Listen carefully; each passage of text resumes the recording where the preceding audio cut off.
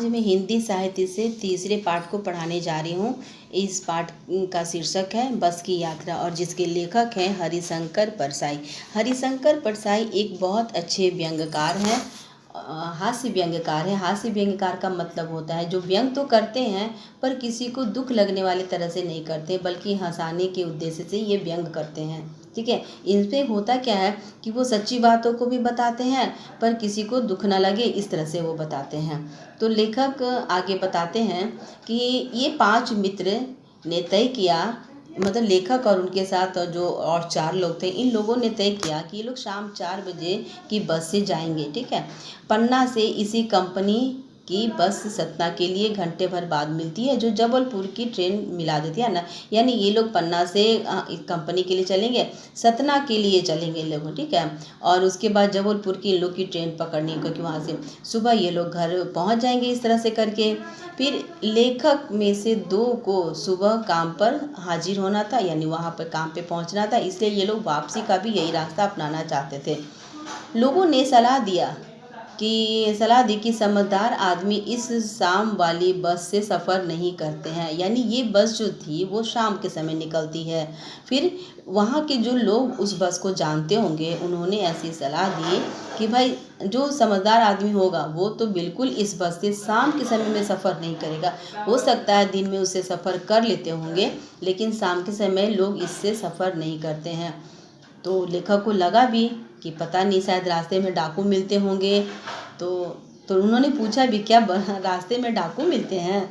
तो लोगों ने कहा नहीं, डाकू तो नहीं मिलते, बस ये बस डाकिन है। ये बस को ही उन्होंने क्या कहा? डाकिन कहा। अब ऐसा क्यों कहा गया? तो हम लोग जब लेखक के साथ साथ यात्रा करेंगे तो देखेंगे कि भाई इस बस को डाकिन क्यों कहा गया है। बस को देखा तो लेखक के अंदर एक श्रद्धा भाव उमड़ के, अरे वाह बस तो आ गई है। लेकिन उस बस को देख करके लेखक को भीतर से हंसी भी आती है। खूब वयोवृद्ध थी। वयोवृद्ध का मतलब वो बस बहुत पुरानी और बूढ़ी हो चुकी थी। आप पढ़ने से पहले ये जान लें कि बस स्त्रीलिंग शब्द है, इसलिए इसकी तुलना, चूँकि ये बस बहुत पुरानी है इसलिए इस बस की तुलना एक बूढ़ी से की गई है, एक वृद्धा से की गई है। ठीक है, यानी बस भी स्त्रीलिंग, वृद्धा भी स्त्रीलिंग। बस भी बहुत पुरानी और वृद्धा तो खैर पुरानी तो हुई तभी तो वो वृद्धा हुई। तो ये बस भी जो थी वो बहुत वयोवृद्ध, यानी उसकी उम्र बहुत हो चुकी थी। सदियों के अनुभव के निशान लिए हुए थे, यानी इसके ऊपर ये बहुत सारे खरोच थे, जिससे लग रहा था कि ये बहुत पुरानी बस है और बहुत तरह के अनुभवों को झेल चुकी है। इसके पास बहुत सारे अनुभव है, यानी ये हर रूट से आती जाती होगी। इस पे बहुत खरोच जो देखा उन्होंने। लोग इसलिए इससे सफ़र नहीं करते कि ये वृद्धावस्था को प्राप्त हो चुकी और इसको इस अवस्था में कष्ट होगा, यानी बस बिल्कुल यात्रा करने लायक नहीं थी, है ना। ऐसा नहीं कि वो बस बूढ़ी हो चुकी थी इसलिए, बस ऐसा लगता था उस बस को देखकर कि ये बस कहीं अब रखने योग्य हो गया। जैसे कैसे हम लोग वृद्धा से काम दाम नहीं लेते हैं, उन्हें किसी तरह का जॉब नहीं करने देते हैं, वैसे ही ये बस भी यात्रियों को ले जाने लायक नहीं रह गई थी। वो इतनी पुरानी और जर्जर हो चुकी थी कि वो यात्रियों को ले जाने लायक नहीं रह गई थी, वो भी शाम के समय में। तो बस को देख कर के ऐसा लगता था बस ये किसी तरह से पूजा करने योग्य है। उस पर सवार कैसे हो सकते हैं भाई, है ना, उससे काम कैसे ले सकते हैं। तो ये सोचा ना बस। तो उसी बस में बस कंपनी के एक हिस्सेदार थे, हिस्सेदार मतलब उस कंपनी के पार्टनर कह लें। तो पार्टनर भी थे, उसी बस से जा रहे थे। उसने उनमें पूछा कि लेखक ने उस बस के पार्टनर से पूछा कि क्या ये बस चलती भी है। लेखक को विश्वास नहीं हो रहा था इतनी पुरानी बस को देख करके कि ये बस चलती भी होगी। तो पार्टनर ने आराम से बोला, हाँ चलती तो है, चलती क्यों नहीं है जी, अभी चलेगी। उसके बाद इन्होंने कहा, यानी लेखक ने कहा, वही तो हम देखना चाहते हैं, आप अपने आप चलती है या? जी हाँ। तो कहते हाँ हाँ कैसे। तो लेखक को लगा बस को देख करके शायद इस बस को बहुत धक्का देना पड़ता होगा, बहुत मुश्किल होती होगी इस बस को स्टार्ट करने में, इसलिए लेखक ने पूछा कि ये अपने आप चलती है। तो बोला हाँ हाँ हाँ अपने आप चलती है। उसके बाद तो गजब हो गया, ऐसी बस आप अपने आप चलती है, मतलब ये बस भी चलती है इस तरह से। मतलब लेखक को ये बस की कंडीशन देख करके ये बिलीव नहीं हो रहा था कि ये बस चलती भी होगी। ठीक है, उसके बाद लेखक आगे पीछे करने लगे, यानी डॉक्टर मित्र जो थे, उसमें एक डॉक्टर मित्र भी थे, है ना। लेखक के जो मित्र थे उसमें एक डॉक्टर थे। तो डॉक्टर भाई मित्र जब साथ में है ही है तो वो क्या, उनको क्या डर। उन्होंने कहा डरो मत, चलो बस अनुभवी है, नई नवीली बसों से ज़्यादा विषय, यानी जो नई नवीली बस होते हैं वो सड़कों पे कम चलती है तो शायद उसे अनुभव भी कम होते हैं, लेकिन जो बस सड़कों पे बहुत दिनों से चल रही हो तो वो अनुभवी भी हुई, है ना। तो उसके बाद हमें बेटों की तरह से प्यार से गोद में, यानी ये डॉक्टर मित्र ने कहा लेखक को कि ये बस तो इतनी अनुभवी है कि तुम्हें अपने प्यार से गोद में बैठा कर लेके चलेगी, है ना। बस उसके बाद क्या था, इसके बाद ये सभी लोग बस में बैठ गए, ठीक है। और बस तक जो लोग छोड़ने आए थे, इन लोगों को सी ऑफ करने आए थे, वो लोग उन लोगों को ऐसे देख रहे थे जैसे अंतिम विदाई दे रहे हो। मतलब आंखों, हालांकि उन्होंने जो शब्दों से कुछ नहीं कहा, पर उनकी आंखें ये कह रही थी जैसे यहाँ के लोगों को बस से कहीं छोड़ने नहीं जा रहे बल्कि इनको अंतिम विदाई देने जा रहे हैं हम। ऐसा क्यों उन लोगों को लगा होगा, क्योंकि बस की हालत ही ऐसी थी कि वो शायद ही किसी पैसेंजर को ठीक से पहुंचा सके, ठीक है ना। लेकिन हम लोग देख लेते हैं कि ये बस इन लोगों को पहुंचाती भी है या नहीं, ठीक है। तो और लोगों ने ये भी आंखों से कह दिया कि भाई दुनिया में आना जाना तो लगा ही रहता है, जो एक दिन आया है वो एक दिन जाएगा भी, चाहे राजा हो, रंक हो, फकीर हो, कोई भी हो, जो इस धरती पे आया उसे तो एक दिन जाना ही है। मतलब क्या, हाँ, स्वर्ग को जाना है, उसे तो एक दिन मृत्यु होनी है। तो भाई इस बस से जो लोग सफ़र कर रहे हैं शायद उसकी भी मृत्यु निश्चित है ना। बस की हालत ऐसी थी। उसके बाद बस का इंजन स्टार्ट हुआ, ठीक है। जैसे सारी बस ही इंजन, और बस जब स्टार्ट हुआ तो उसे इतनी तेज़ इतनी तेज़ आवाज़ आ रही थी तो ऐसा लगा ना कि जैसे इंजन वाले बस पे ये लोग नहीं बैठे बल्कि हर एक पार्ट में इंजन फिक्स है, ये लोग इंजन के भीतर बैठे हैं, ठीक है। इतनी तेज़ पूरे बस में आवाज़ आ रही थी इंजन की, ठीक है। और बसों में जो खिड़कियाँ वगैरह थे, जहाँ जहाँ कांच लगे हुए थे वो लगभग टूट फूट चुके थे, थोड़े ही कांच बस में बचे हुए थे। और जो बचे हुए थे उससे लेखक को भी बचना था, इन साथियों को बचना था, क्योंकि ऐसा लगता था जैसे कि कब ये शीशे टूट करके इनके ऊपर आ गिरेंगे। सो डर के मारे इन लोग क्या किए, खिड़की से दूर हट करके बैठे, है ना। खिड़कियों से दूर, लग रहा था कब ये शीशा टूट करके इनकी ओर गिरेगा और ये जख्मी हो जाएंगे। तो ये लोग खिड़की के शीशे से दूर हट कर बैठे, लेकिन इंजन चल रहा था। लेखक को लग रहा था कि मतलब इंजन से इतनी तेज़ आवाज़ हो रही थी तो लेखक को लगा जैसे इंजन कहीं और नहीं फिट है बल्कि इनकी सीट के नीचे ही फिट किया गया है। मतलब उस आवाज़ के कारण लेखक को ऐसा लगा। फिर भी बस तो चल पड़ी, है ना।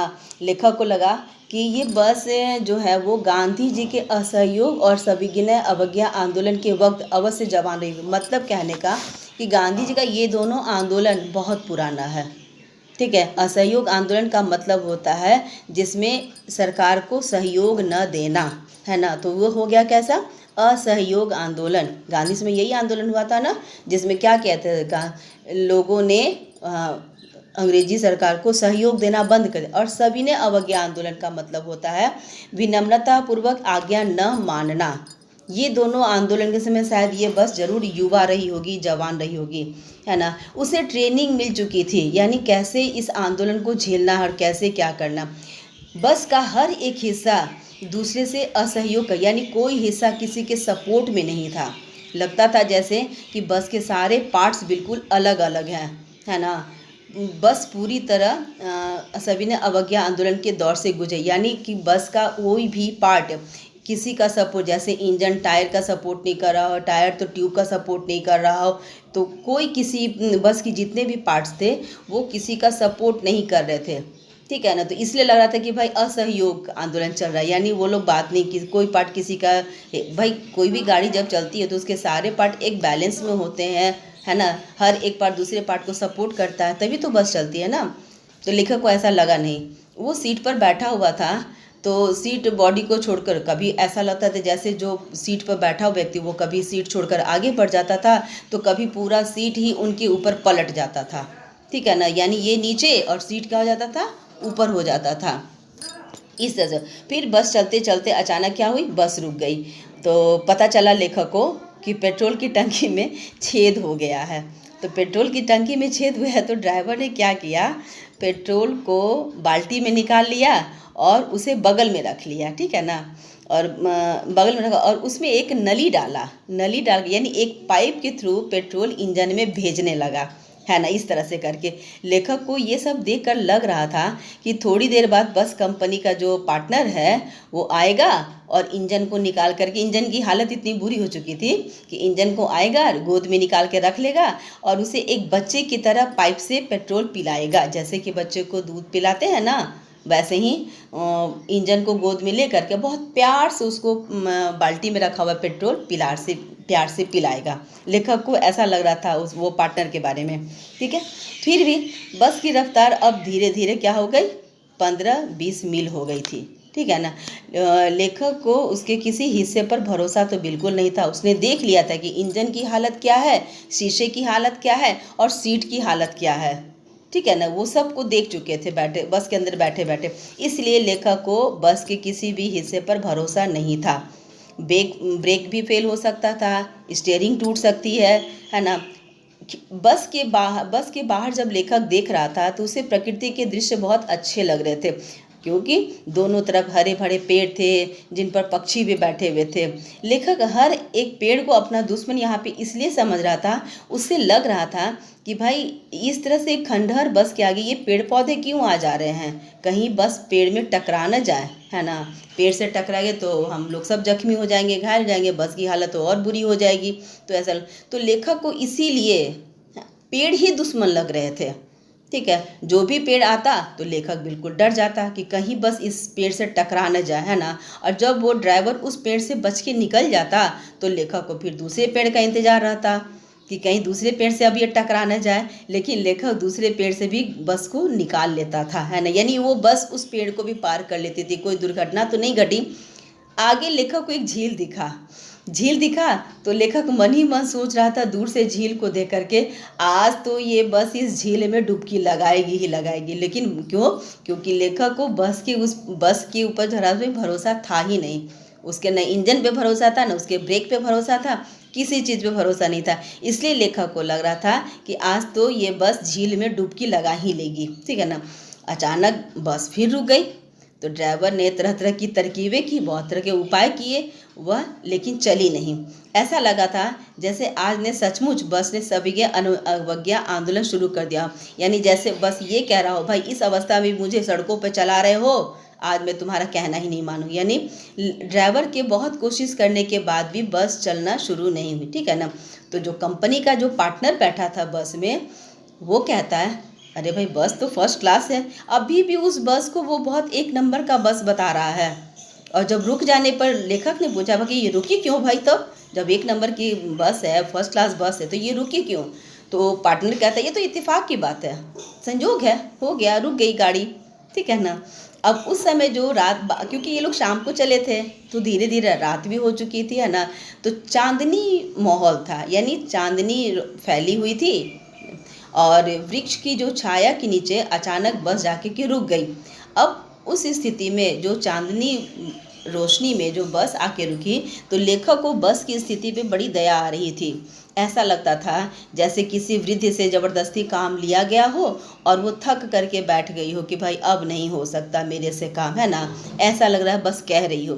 लेखक को बड़ी गिलानी हो रही थी कि क्यों वो इस बेचारी बस पर लद करके जा रहे थे। बताओ, जब ये सब पैसेंजर को, यात्रियों को ले जाने लायक नहीं है, फिर भी लोग इस पर बैठ करके जा रहे थे। लेखक को अपने ऊपर गिलानी होती कि ये बस तो बस आराम करने लायक है, कहीं सफ़र करने लायक है नहीं। तो इसका कहीं अगर यहीं पे अंत हो गया या ये बिल्कुल ये चलना बंद कर देगी तो लेखक को तो यहीं पर उसका अंतिम संस्कार करके उसको छोड़ना ही पड़ेगा, ऐसा लेखक को लग रहा था।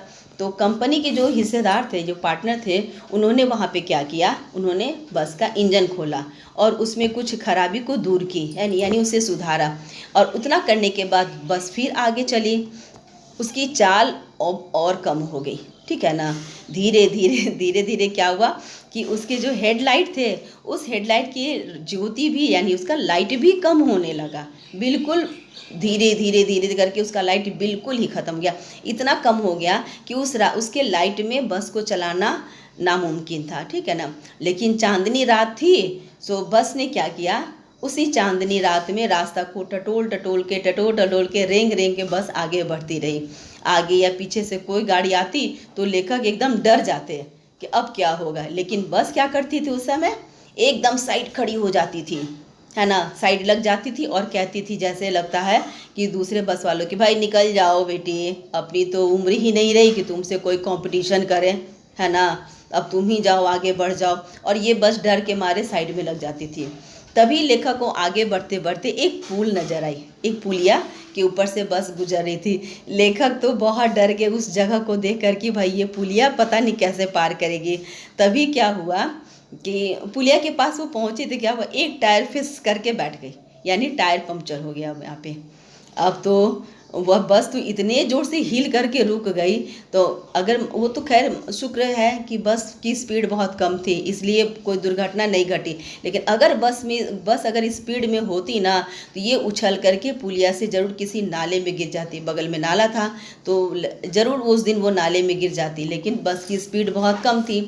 लेखक उस कंपनी की हिस्सेदार यानी जो पार्टनर था उसकी तरफ बड़ा दया श्रद्धा भाव से देखते हैं और कहते हैं ये टायरों की हालत जानते हैं, फिर भी हाँ जाने पे लेकर चलते हैं। हालांकि ये पार्टनर को अच्छी तरह से पता है कि इसकी टायर बहुत जवाब देने लायक हो गई है, लेकिन फिर भी टायर बदलने की बजाय जान हथेली पर लेकर, यानी अपनी जान को खतरे में डालकर किसी सफ़र कर रहे हैं। यानी किसी बस के लिए इतने समर्पण की भावना लेखक ने पहली बार किसी व्यक्ति में देखा होगा। सोचा इस आदमी के इतने साहस और हिम्मत की तो दाद देनी चाहिए, बड़ा साहस और बलिदान है भाई कि बस के लिए जान दे देंगे लेकिन इसका टायर नहीं बदलेंगे, है ना। इसे तो क्रांतिकारी आंदोलन में होना चाहिए, तो यहाँ अपने हिम्मत को बर्बाद कर रहा है ना।